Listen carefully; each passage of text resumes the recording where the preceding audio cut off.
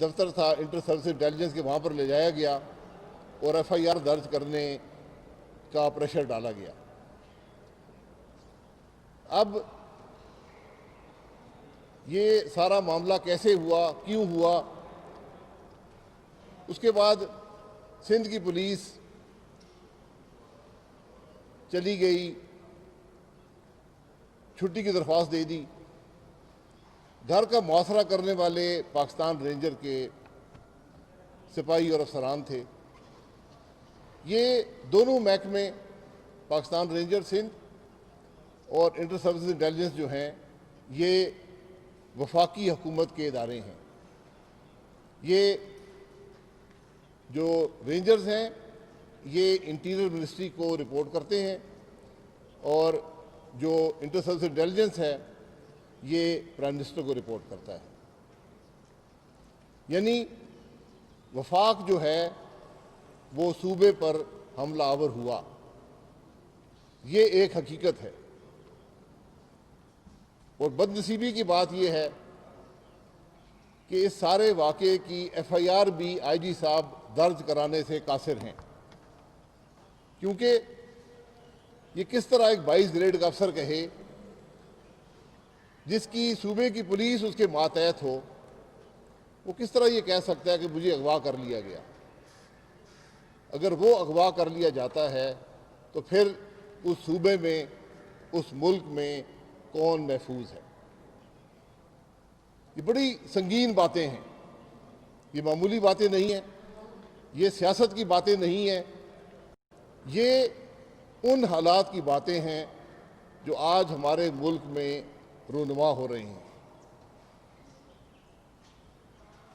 اس پر طریقہ تو یہ تھا کہ وزیر اعظم صاحب صوبے کے چیف منسٹر کو سے رابطہ کرتے، ان کو اشور کرتے کہ جو واقعہ ہوا ہے ہم اس کی تفتیش کریں گے، ہم سزا دیں گے جو لوگ ملوث ہوئے ہیں۔ کوئی ٹیلی فون نہیں آیا، چیف منسٹر صاحب نہیں ہوا، بلاول بھٹو صاحب نے پریس کانفرنس کی، اور چونکہ کوئی رابطہ نہیں تھا، اور ان دونوں اداروں کے اعلیٰ افسران جو ہیں وہ پاکستان فوج سے ڈیپوٹیشن پر آتے ہیں، پاکستان رینجر سندھ کے بھی اور انٹر سروس انٹیلیجنس کے بھی۔ تو بلاول صاحب نے درخواست کی، کیونکہ وفاقی حکومت سے رابطہ نہیں تھا، چیف آف آرمی اسٹاف سے اور D G inter service intelligence سے کہ آپ اس معاملے کی تفتیش کریں۔ انہوں نے وعدہ کیا کہ 10 دن میں تفتیش ہوگی، اور اس کے بعد پولیس نے بھی کہا کہ ٹھیک ہے ہم 10 دن انتظار کر لیں گے۔ اب مسئلہ یہ ہے، آئی جی پولیس جو ہیں یہ 22 گریڈ کے افسر ہیں، D G inter service intelligence بھی 22 گریڈ کے افسر ہیں، ڈی جی 21 گریڈ کے افسر ہیں، سارے وفاقی حکومت کے افسر ہیں۔ اب قانون کے تحت،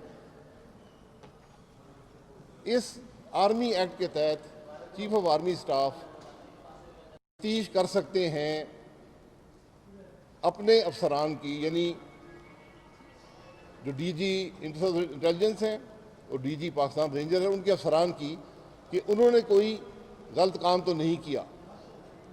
آرمی ایکٹ میں لافل کمانڈ کو ڈیفائن کیا گیا ہے۔ سپریم کورٹ نے اصغر خان کیس میں ان لافل کمانڈ کی بھی ڈیفینیشن دے دی ہے، اور سپریم کورٹ نے یہ کہا تھا کہ جتنا ضروری لافل کمانڈ پہ ایکشن لینا ہوتا ہے، اتنا ہی ضروری افسر کے لیے ان لافل کمانڈ کو اوبے نہ کرنے کی ذمہ داری ہوتی ہے۔ اور یہ فیصلہ کہ لافل کمانڈ کیا ہے اور ان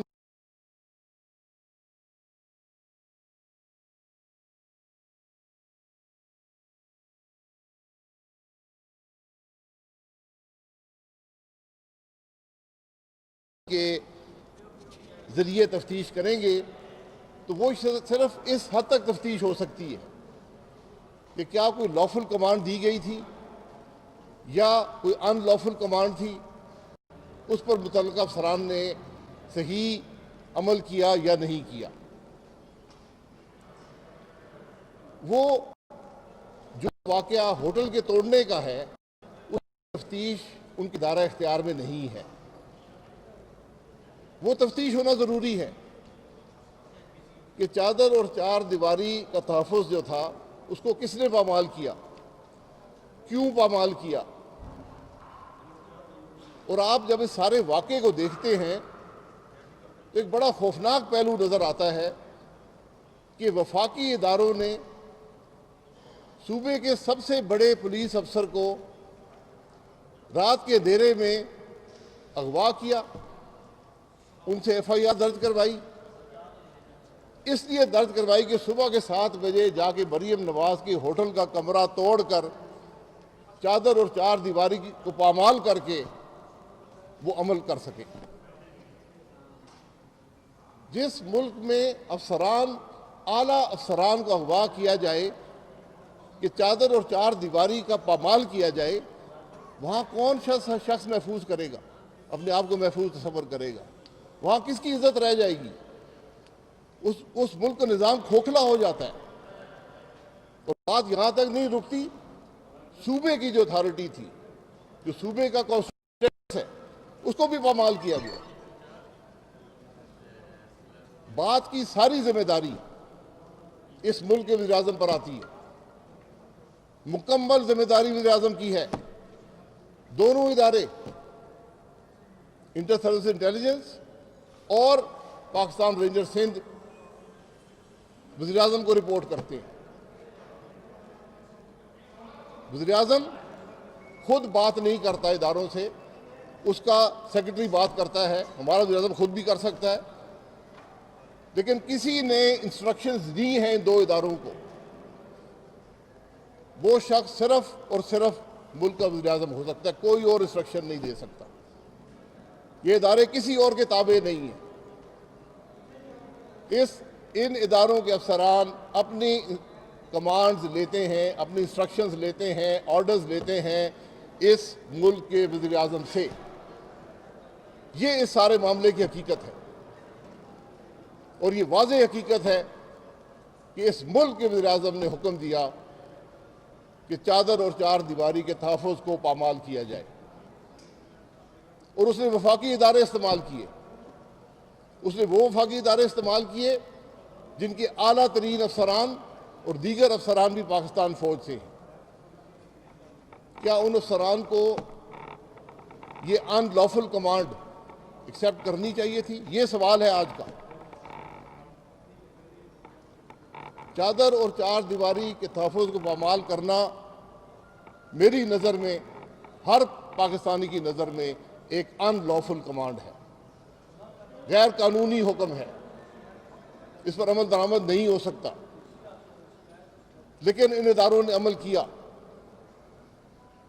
یہ معاملات بہت سنگین ہیں. آئین کو توڑا گیا, صوبے کی اتھارٹی کو چیلنج کیا گیا, صوبے کے افسران کو اغوا کیا گیا. یہ معمولی باتیں نہیں ہیں, اور ساری بات وزیر اعظم کے دفتر میں جاتی ہے. آج وزیر اعظم کو جواب دینا پڑے گا, جواب دینا ہوگا. پاکستان کے عوام بھی پوچھتے ہیں,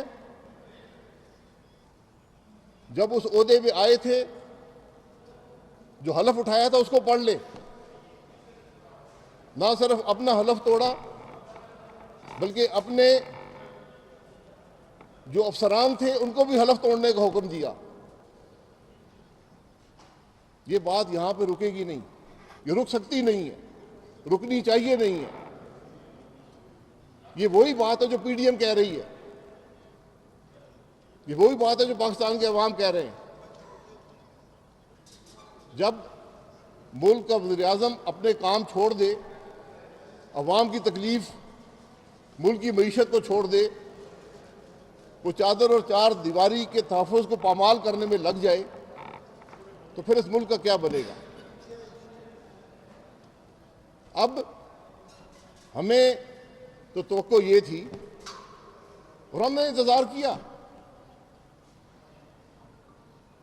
کہ اس ملک کی عدلیہ کیونکہ معاملہ تو عدلیہ تک جا پہنچا ہے، صوبے وفاق میں ٹکراؤ ہے، فوج کو ملوث کر دیا گیا ہے، یہ فیصلے کون کرے گا؟ ہمیں توقع یہ تھی کہ ہماری عدالتیں جو صبح نوٹس لیتی رہی ہیں سیکرٹری صاحبان کے تبادلے کا، بہت سی مثالیں موجود ہیں، خود نوٹس لیا عدالت عدلیہ نے، بڑی عدالتوں نے افسران کے تبادلے کا، آج ایک افسر کو اغوا کر لیا اور عدالتوں نے نوٹس نہیں لیا، آج آئین کو توڑا گیا، عدالتوں نے نوٹس نہیں لیا۔ ہم نے تو اس ملک کو وراثت پر ایک ویزا رکھنے پر نکالا، سو موٹو نوٹس لے کر۔ آج جب ملک کا آئین خطرے میں ہے، ملک کا آئین پامال ہو رہا ہے، چادر اور چار دیواری کا تحفظ پامال ہو رہا ہے، ہماری عدالتیں خاموش بیٹھی ہیں۔ یہ باتیں سوچنے کی ہیں، لمحہ فکری ہم سب کے لیے، اس ملک کے لیے لمحہ فکری ہم کر کیا رہے ہیں، ہم کہاں پر جا رہے ہیں، اس کا جواب دہ کوئی ہے؟ اگر آئی جی پولیس محفوظ نہیں ہے، چادر و چار دیواری کا تحفظ نہیں ہے، تو پھر کوئی بھی یہاں محفوظ نہیں ہے۔ یہ باتیں ہیں جو ہم نے عوام کے سامنے رکھنی تھی، کیونکہ انویسٹیگیشن کیسے ہوگی، کون کرے گا، اس کا کوئی تعین کرنا مشکل ہے۔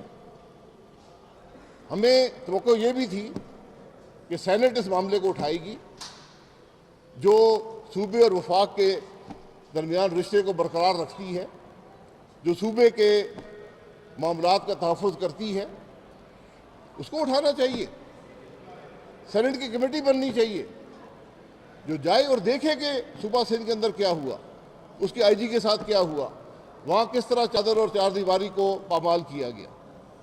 لیکن سب سے خطرناک بات یہ ہے کہ آپ آج ارباب اقتدار کی سوچ دیکھیں کہ منصوبہ بنایا جاتا ہے، دو وفاقی ادارے ملوث کیے جاتے ہیں، ان کو حکم دیا جاتا ہے کہ ایف آئی آر درج کرو، اور صبح کے 7 بجے مریم نواز صاحبہ کے ہوٹل کے کمرے کا دروازہ توڑ کر چادر اور چار دیواری کو پامال کر کے ہراساں کرو، ورنہ گرفتار کرتے نا مریم نواز کو بھی، ان کا نام بھی اس جعلی ایف آئی آر میں درج ہے۔ آج معاملات غیر معمولی نوعیت کے ہو چکے ہیں، لیکن ہمیں افسوس ہے کہ پارلیمان بھی مفلوج ہے، عدالتیں بھی خاموش ہیں۔ آج انصاف مریم نواز صاحبہ کو کہاں سے ملے گا؟ آئی جی پولیس کو کہاں سے ملے گا؟ سندھ کے عوام کو کہاں سے ملے گا؟ یہ سوال ہیں جن کا جواب جاننا آج سارا پاکستان انتظار کر رہا ہے۔ بہت شکریہ۔ پہلے آپ لوگوں نے اعلان کیا تھا جب ملاقات کی باتیں ہوئی تھی زبیر صاحب کی کہ ہم آج کے بعد فوج سے رابطہ کریں گے، اور پھر آپ لوگوں نے پی ڈی ایم نے خاص طور پر بلاول نے پھر واپس کر کے فوج سے مدد مانگی ہے، اس پہ آپ کیا کہیں گے کہ کیا طاقت کا اور انصاف کا موقع وہی گھر ہے جہاں پہ آپ اصدار لگا رہے ہیں؟ نہیں، یہ رابطے کی بات نہیں ہے، کیونکہ دو وفاقی ادارے ملوث ہیں جن کے تمام اعلیٰ افسران اور دیگر افسران فوج سے آتے ہیں۔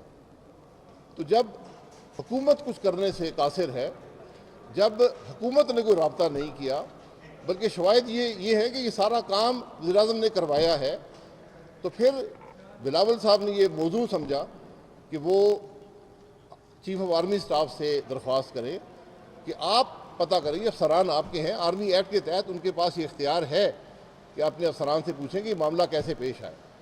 ایک چیز میں بھی کہہ رہا ہوں، جی، ایسے ایک چیز میں بھی اور ہائی لائٹ کرنا چاہتا ہوں۔ دیکھیے، آپ کو معلوم ہے کہ یہ وزیر اعظم عمران احمد نیازی صبح شام ایک تسبیح پڑھتا ہے، میں این آر او نہیں دوں گا، این آر او نہیں دوں گا، اور عمران نیازی نے سپر این آر او کس کو دیا ہے؟ کلبھوشن یادیو کو۔ کل اسٹینڈنگ کمیٹی لا سے زبردستی بلڈوز کر کے قانون پاس کرایا گیا ہے، جس کا مقصد یہ ہے کہ کلبھوشن یادیو کو اپیل کا حق دیا جائے۔ یہ اپیل کا حق اس کے پاس جو انٹرنیشنل کورٹ آف جسٹس میں پاکستانی حکومت نے دلائل دیے تھے، ان کی روشنی میں ہمارے مروجہ قوانین کے اندر موجود ہے۔ ہم نے انٹرنیشنل کورٹ آف جسٹس میں اپنے کیس کو پلیڈ کرتے ہوئے کہا تھا کہ ملٹری کورٹ کی سزائے موت کے خلاف ہمارے ہائی کورٹ میں اپیل کرنے کا قانونی حق موجود ہے، اور ہم نے مثالیں دی تھیں کہ پشاور ہائی کورٹ نے ملٹری کورٹ سے سزائے موت پانے والے کئی افراد کی سزاؤں کو تبدیل کیا ہے۔ میں سوال یہ کرنا چاہتا ہوں کہ اگر یہ قانون موجود ہے تو پھر ایک کلبھوشن یادیو کے نام سے اس کے لیے ایک پرسن اسپیسیفک لا بنانا، ان حالات میں کہ جب کشمیر کے اندر بھارتی سیکیورٹی فورسز نے آگ اور خون کا بازار گرم کر رکھا ہے، یہ کون سی قومی غیرت ہے؟ یہ کون سی قومی پالیسی ہے؟ یہ کون سا قومی مفاد ہے جس کا یہ تقاضا ہے کہ بھارتی جاسوس کے لیے عمران نیازی کی حکومت ایک سپر این آر او نکالے؟ یہ اس بات کا ثبوت ہے کہ انہوں نے کشمیر کا سودا کیا ہوا ہے۔ اگر کشمیر کا سودا نہ کیا ہوتا تو کبھی بھارت کو جرأت نہ ہوتی کہ وہ مقبوضہ کشمیر پر اپنا تسلط قائم کرتا اور اس کو بھارت کے اندر اس کی متنازع حیثیت ختم کر کے مدغم کر لیتا، مرجر کر لیتا اس کا اپنی فیڈریشن کے اندر۔ یہ وہ خطرات ہیں جن سے ہم قوم کو آگاہ کرنا چاہتے ہیں۔ یہ عمران احمد نیازی صرف انتقام کا ایجنڈا رکھتا ہے، یہ صرف اپنے اقتدار کو بچانے کے لیے ہر سودا کرنا چاہتا ہے، اور اس کو فورن فنڈنگ کے ذریعے ملک پہ مسلط اس لیے کیا گیا تھا کہ پاکستان کی طاقت کو نقصان پہنچایا جائے۔ وہ پاکستان کی طاقت جو معیشت کی بحالی سے اور سی پیک سے ایک مضبوط اقتصادی طاقت بن رہی تھی، آج اس نے پاکستان کی معیشت کو مفلوج کر دیا ہے، تباہ کر دیا ہے، گروتھ ریٹ ختم ہو گئی ہے، ملک ہائیسٹ انفلیشن میں ہے۔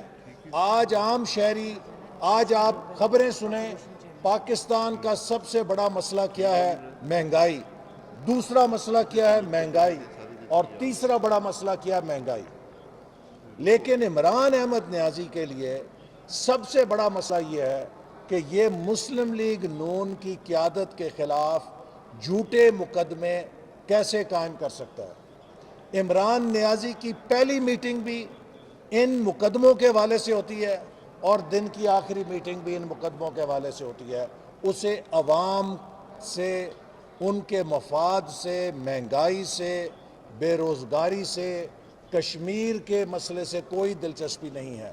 آج جیسے شاہد صاحب نے کہا کہ ہم یہ مقدمہ قوم کے سامنے رکھنا چاہتے ہیں کہ جہاں آئی جی کے اغوا کا مسئلہ ہے، وہاں قوم کی بیٹی کے چادر اور چار دیواری کے تحفظ کا مسئلہ ہے۔ اگر اس چیز کو ایڈریس نہ کیا گیا تو کسی کی ماں، بہن، بیٹی کی حرمت محفوظ نہیں رہے گی۔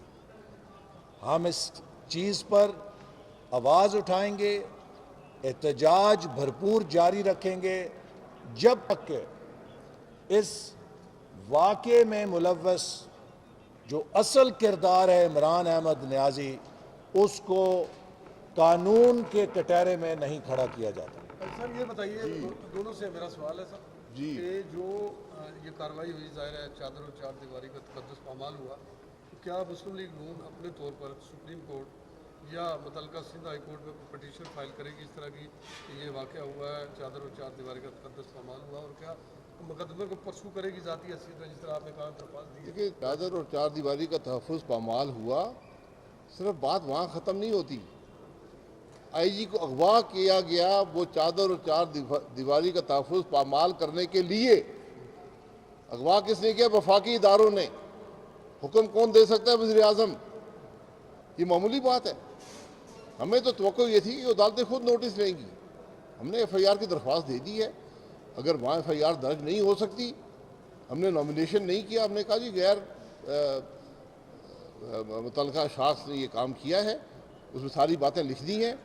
اب ہمیں امید ہے عدالتیں سو موٹر نوٹس لیں گی اس معاملے کا.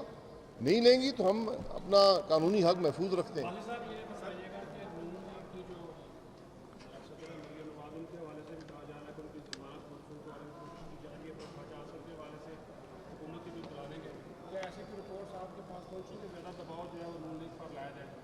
دباؤ تو حکومت پہ نظر آتا ہے. اگر یہ کام آج حکومت سوچے جو یہ کرے گی، یہ ایسی ایک جو چادر اور چار دیواری کے تحفظ کو پامال کرنے سے نہیں رکی، وہ ہر کام کرے گی. آج نیب چیئرمین کی جیب میں ہے، وہ ہر کام کریں گے. ہم ان چیزوں سے نہیں گھبراتے، عوام کو قبول نہیں کرتے.